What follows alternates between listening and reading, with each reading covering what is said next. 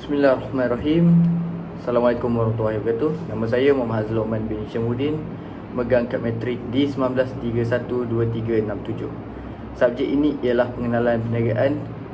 Kod subjek ialah MTG 4043 yang telah diajar oleh Sir Tajul Azli bin Sahadan. Tugas individu. Soalan pertama, terangkan maksud perniagaan pemilikan tunggal, perniagaan perkongsian serta mana-mana salah satu daripada bentuk syarikat. Okey, yang pertama saya akan menjelaskan perniagaan milikan tunggal. Perniagaan milikan tunggal adalah bentuk atau entiti perniagaan yang paling asas. Perniagaan milikan tunggal adalah perniagaan yang dijalankan oleh individu dan dimiliki sepenuhnya oleh individu atau pemiliknya. Perniagaan milikan tunggal sangat mudah ditubuhkan dengan kos pendaftaran yang rendah. Perniagaan jenis ini sangat popular dalam kalangan usahawan bersaiz kecil dan mereka sendiri boleh mendaftarkannya di Syarikat Suruhanjaya Malaysia SSM. Dari aspek undang-undang perniagaan milikan tunggal ini tertakluk di bawah Akta Pendaftaran Perniagaan 1956 Akta 197 dan Kaedah-Kaedah Pendaftaran Perniagaan 1957. Bagaimana menubuhkan perniagaan milikan tunggal ini? Apabila seorang membuat keputusan untuk membuka sesuatu perniagaan, maka pada dasarnya beliau telah menubuhkan perniagaan tunggal. Sebaik saja beliau memulakan perniagaan tersebut. Walau bagaimanapun, mana-mana individu yang hendak menjalankan sebarang aktiviti perniagaan, mereka akan terikat dengan undang-undang tertentu yang menghendakinya untuk mendaftar perniagaan dan mendapat lesen sebelum memulakan perniagaan berkenaan. Di Malaysia, lesen perniagaan bagi pemilikan tunggal boleh didapati sama ada dari kerajaan setempat atau negeri atau kedua-duanya. Individu atau bakal usahawan boleh menggunakan perniagaan seperti contoh nama Creative House atau menggunakan nama sendiri seperti nama saya Muhammad Hazil Luqman, so letak nama Haziq Luqman syarikat, dan bayaran yang dikenakan bagi nama kedua-dua syarikat perniagaan ini adalah berbeza. Ciri-ciri perniagaan milikan tunggal. Yang pertama, perniagaan milikan tunggal adalah perniagaan yang dijalankan oleh individu dan dimiliki sepenuhnya oleh individu atau pemiliknya. Oleh kerana ia adalah milik individu, maka pemilik perniagaan mempunyai kuasa atau hak mutlak untuk mengawal sepenuhnya perniagaan itu sendiri. Dia seorang pengurus untuk perniagaan beliau. Yang kedua, modal diperolehi daripada simpanan sendiri atau sumbangan ahli keluarga. Pemilikan juga boleh melakukan pinjaman bank untuk menambah kewangan perniagaan semasa permulaan perniagaan. Ada satu lagi institusi kewangan yang memberi kewangan kepada usahawan iaitu MARA. Seterusnya, yang ketiga, pengurusan. Perniagaan diuruskan oleh pemilik sendiri. Pemilik perniagaan mempunyai kuasa atau hak mutlak untuk mengawal perjalanan dan operasi perniagaan. Oleh itu, alat tuju perniagaan ditentukan oleh pemilik sendiri. Yang keempat, penumbuhan. Perniagaan mudah ditubuhkan kerana tidak memerlukan banyak peraturan dan syarat perniagaan. Perniagaan milikan tunggal perlu didaftar dengan Pendaftaran Perniagaan Suruhanjaya Syarikat Malaysia SSM dan mendapat lesen perniagaan dari majlis tempatan. Seterusnya, liability. Pemilik perniagaan perlu menanggung liability terhad, iaitu apabila kerugian berlaku harta peribadinya perlu digunakan untuk menjelaskan hutang. Seterusnya, agihan. Segala keuntungan adalah dimiliki oleh pemilik sendiri. Begitu juga apabila berlaku kerugian. Dan yang terakhir, ciri-ciri milikan tunggal adalah cukai. Cukai atas keuntungan adalah tertakluk kepada cukai pendapatan perseorangan. Kelebihan perniagaan milikan tunggal. Yang pertama, mudah ditubuhkan.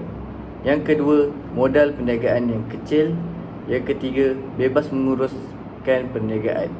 Yang keempat, lokasi perniagaan berdekatan dengan rumah pelanggan. Yang kelima, cukai yang ringan. Oleh itu, cukai dikenakan adalah cukai perseorangan. Yang keenam, mempunyai hubungan yang mesra dengan pelanggan. Yang ketujuh, keuntungan dinikmati sendiri. Yang ke-8 yang terakhir, terdapat galakan untuk bekerja untuk penduduk-penduduk sekeliling kawasan itu. Seterusnya, kelemahan perniagaan milikan tunggal ini, yang pertama, modalnya terhad kerana perlu buat pinjaman bank. Oleh itu, pendapatan dan modalnya kurang.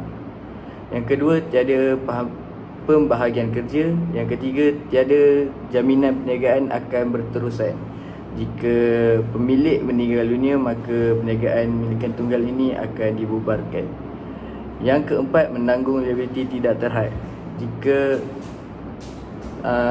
perniagaan ini tidak dapat sambutan atau muflis, maka yang akan ditanggung adalah pemilik perniagaan. Dan yang terakhir, kurang mendapat kepercayaan bank. Contoh perniagaan milikan tunggal yang mewah di Malaysia. Yang pertama, Bella Amara, di mana beliau menjual telekung. Seterusnya, restoran Muhammad Rafi dan kedai runcit Ali. Okey, untuk yang kedua, perniagaan perkongsian. Perkongsian diiktirafkan sebagai kerjasama antara dua atau lebih individu bagi menjalankan perniagaan. Mereka bersetuju untuk bergabung tenaga bagi menjalankan perniagaan berasaskan syarat yang disetujui bersama melalui perkongsian modal kepakaran, pengalaman dan pengetahuan. Setiap rakan kongsi dapat digabungkan untuk mengembangkan perniagaan. Perniagaan perkongsian boleh ditubuhkan secara lisan atau bertulis. Perkongsian yang wujud tanpa perjanjian bertulis adalah tertakluk kepada peruntukan dalam Akta Perkongsian 1961. Kebiasaannya, pihak-pihak yang terlibat akan membentuk satu persetujuan bersama dalam surat ikatan perkongsian yang merupakan perjanjian perkongsian. Syarat-syarat perkongsian akan dicatatkan dalam dokumen ini untuk mengelakkan berlaku perselisihan antara rakan kongsi.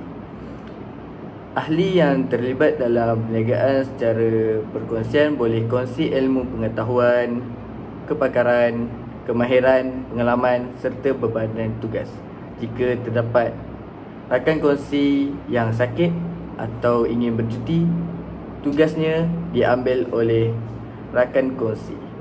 Kandungan perjanjian yang terdapat dalam pemilikan perniagaan secara perkongsian termasuklah nama firma, nama semua rakan kongsi, peruntukan berkaitan dengan hak dan tanggungjawab rakan kongsi, jenis dan tempat perniagaan, nisbah pembahagian, keuntungan atau kerugian, cara menjalankan perniagaan dan menamatkan perkongsian. Ciri-ciri perniagaan perkongsian. Yang pertama, milikan. Dimiliki oleh rakan kongsi. Untuk perkongsian biasa, ahlinya terdiri daripada 2 hingga 20 orang.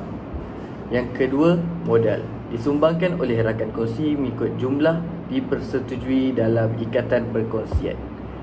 Yang ketiga, diuruskan oleh salah seorang rakan kongsi aktif yang dibayar gaji mengikut syarat perjanjian. Yang keempat, pembentukan perniagaan. Perlu didaftar dengan pendaftaran perniagaan dan Suruhanjaya Syarikat Malaysia SSM. Yang kelima, liability. Liability tidak terhad kecuali rakan kongsi berhad. Yang keenam, agihan. Jika ada ikatan perjanjian, pembahagian untung adalah mengikut syarat seperti dalam perjanjian. Biasanya mengikut modal yang disumbangkan oleh setiap ahli. Dan yang terakhir, cukai. Tidak dikenakan cukai perniagaan tetapi pendapatan perseorangan yang lebih rendah kadarnya. Kebaikan perkongsian. Yang pertama, modal lebih banyak kerana rakan kongsi memberi modal. Yang kedua, berkongsi kepakaran. Yang ketiga, mudah dibentuk. Yang keempat, risiko perniagaan dapat disebarkan. Yang kelima, beban cukai yang rendah. Yang keenam, perkhususan dapat diamalkan. Kelemahan perkongsian. Yang pertama, liability tidak terhad. Yang kedua, kemungkinan berlaku pertelingkahan antara rakan kongsi. Yang ketiga, penerusan perkongsian tidak terjamin jika seorang rakan kongsi meninggal dunia, tidak siuman atau bankrupt, perkongsian terpaksa ditamatkan. Yang keempat, modal terhad berbanding dengan syarikat. Yang kelima, tindakan seorang melibatkan semua gagal. Contoh perniagaan perkongsian: Klinik Dr. Azam dan rakan-rakan, Dain Siti Juna dan partner. Untuk salah satu syarikat, saya memilih syarikat Sendirian Berhad. Perniagaan syarikat Sendirian Berhad kebiasaannya lebih kecil berbanding dengan syarikat Awam Berhad. Pemegang saham terdiri daripada ahli keluarga atau rakan-rakan yang rapat. Syarikat Sendirian Berhad mesti sekurang-kurangnya 2 orang pemegang saham dalam syarikat. Mengikut peraturan yang ditetapkan oleh Akta Syarikat 1965, sebuah syarikat Sendirian Berhad mempunyai sifat-sifat seperti manusia, iaitu mempunyai nama sendiri, boleh didakwa atau mendakwa atas namanya sendiri di mahkamah, mempunyai alamat yang tertentu, mempunyai aset atas nama sendiri, tertubuhnya bersepajang sehingga tidak tindakan diambil bagi membubarkannya walaupun ada di antara ahlinya meninggal dunia. Ciri-ciri syarikat Sendirian Berhad. Yang pertama, milikan. Pengasas perniagaan ini sekurang-kurangnya terdiri daripada 2 orang. Bilangan pemilik share dihadkan antara 2 hingga 50 orang. Yang kedua, modal. Modal dikumpul melalui jualan share yang diterbitkan. Yang ketiga, pengurusan. Kawalan dan pengurusan dijalankan oleh sebuah lembaga pengarah yang dilantik oleh pemegang share melalui pengundian dalam mesyuarat agung tahunan. Yang keempat, pembentukan. Tertakluk kepada Akta Pendaftaran Syarikat 1965 dan Akta Syarikat Pindaan 1985. Yang kelima, liability. Milik menanggung liability terhad. Ini bermakna risiko kerugian yang ditanggung oleh pemegang share adalah setakat jumlah modal share yang telah dilaburkan. Yang keenam, agihan. Keuntungan akan diagihkan kepada pemegang share dalam bentuk dividen. Dan yang terakhir, cukai. Syarikat dikenakan cukai yang lebih tinggi berbanding cukai perseorangan. Kelebihan syarikat Sendirian Berhad. Yang pertama, liability terhad. Yang kedua, kesinambungan berterusan. Yang ketiga, credibility bertambah. Yang keempat, hal ehwal syarikat dirahsiakan. Yang kelima, pemegang-pemegang share dilindungi oleh perundungan. Yang keenam, modal lebih besar. Dan yang terakhir, potensi berkembang luas. Kelemahan syarikat Sendirian Berhad adalah yang pertama, penawaran share yang terhad kerana hanya 2 hingga 50 orang saja had untuk memberi share. Yang kedua, beban cukai yang tinggi. Yang ketiga, share tidak boleh dipindah milik secara bebas. Yang keempat, rumit untuk diuruskan serta terikat dan tertakluk kepada akta syarikat. Yang kelima, saham syarikat tidak boleh dijual beli melalui pasaran saham. Contoh syarikat Sendirian Berhad yang di Malaysia ini, TH Travel dan Servis Sendirian Berhad, tabung haji, Gardenia Sendirian Berhad, NH Prima International Sendirian Berhad, tudung Nelofa. Okey, baik, untuk soalan nombor 2, andaikan awak akan berniaga, apakah bentuk perniagaan yang awak akan daftarkan dan terangkan? Kenapa awak memilih untuk perniagaan tersebut? Dari sudut kelebihan dan kelemahan untuk tersebut, serta kaitkan dengan produk yang awak akan tawarkan. Okey, bagi saya akan melakukan bentuk perniagaan milikan tunggal. kerana saya akan mempromosi satu produk, iaitu produk minyak wangi. Produk ini akan digunakan oleh semua lapisan masyarakat, iaitu bagi lelaki dan juga wanita. Kenapa saya memilih perniagaan Milika Tunggal? Kerana kaedah untuk berdaftar perniagaan yang mudah. Caranya, kita hanya perlu berdaftar di Pejabat Pendaftaran di Suruhanjaya Syarikat Malaysia SSM, dan dalam tempoh 30 hari bermula dari tarikh memulakan perniagaan. Okey. Ya, cara untuk mendaftar. Okey. Perniagaan boleh didaftar dengan menggunakan nama sendiri atau nama perniagaan. Sijil perakuan pendaftaran perniagaan akan dikeluarkan dalam tempoh sejam selepas bayaran dibuat. Okey, untuk proses pendaftaran perniagaan, yang pertama kita perlu mengisi borang carian nama. Kemudian selepas mengisi borang carian nama, kita perlu mengisi borang A, dan seterusnya hantar kepada Pendaftaran Perniagaan Suruhanjaya Syarikat Malaysia SSM. Kemudian membuat pembayaran RM30 untuk nama sendiri. Contohnya saya letak Hazil Uthman dekat nama nyawangi saya, ataupun RM60 untuk nama trend seperti HL Perfume. Okay, seterusnya mendapatkan borang D dan sijil perakuan pendaftaran perniagaan. Selain itu, kita dapat menubuhkan satu perniagaan sendirian dan tiada orang lain yang akan menentukan hala tuju perniagaan kita. Keuntungan dapat dimiliki sepenuhnya oleh pemilik. Hal ini saya memilih perniagaan Milika Tunggal. Perniagaan Milika Tunggal ialah sejenis perniagaan yang dimiliki dan dikawal sepenuhnya oleh seorang individu sahaja. Milika Tunggal merupakan jenis pemilikan perniagaan yang paling popular di Malaysia. Kelebihan Milika Tunggal ini mudah ditubuhkan. Saya hanya menjual suatu produk, iaitu minyak wangi. Oleh itu, mudah untuk ditubuhkan, untuk menjual atau mempromosikan produk saya. Yang kedua, tidak banyak syarat dan hanya memerlukan modal yang kecil. Hanya kos bahan mentah dan sewaan sahaja yang diperlukan. Seterusnya, beban mengurus perniagaan. Saya seorang pengurus, jadi saya tidak akan diganggu oleh orang lain. Yang seterusnya, keputusan dibuat oleh pemilik.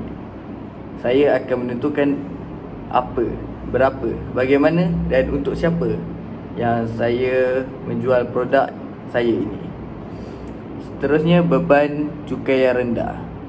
Saya hanya dikenakan cukai perseorangan sahaja. Pemilik hanya perlu membayar cukai individu. Mudah diuruskan kerana saiz yang kecil.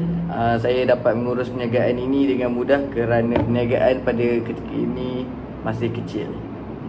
Kelemahan bagi saya, kelemahan ini adalah cabaran untuk saya. Oleh itu diuruskan secara berseorangan.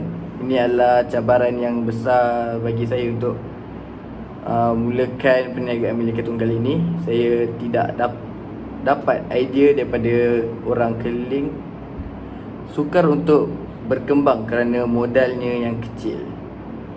Seterusnya, perniagaan tidak berterusan.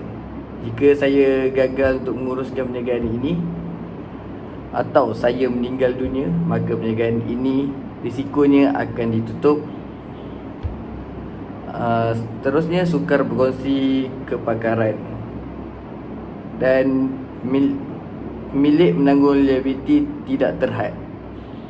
Saya terpaksa menggadaikan harta peribadi saya jika saya tidak dapat menyelesaikan hutang-hutang perniagaan. Dan yang terakhir, beban kerja semua ditanggung oleh pemilik. Maksudnya saya akan menggalas tugas semua dalam perniagaan ini. Okey, jadi saya tetap akan memilih perniagaan milikan tunggal ini sebagai perniagaan saya untuk menjual produk yang ini itu.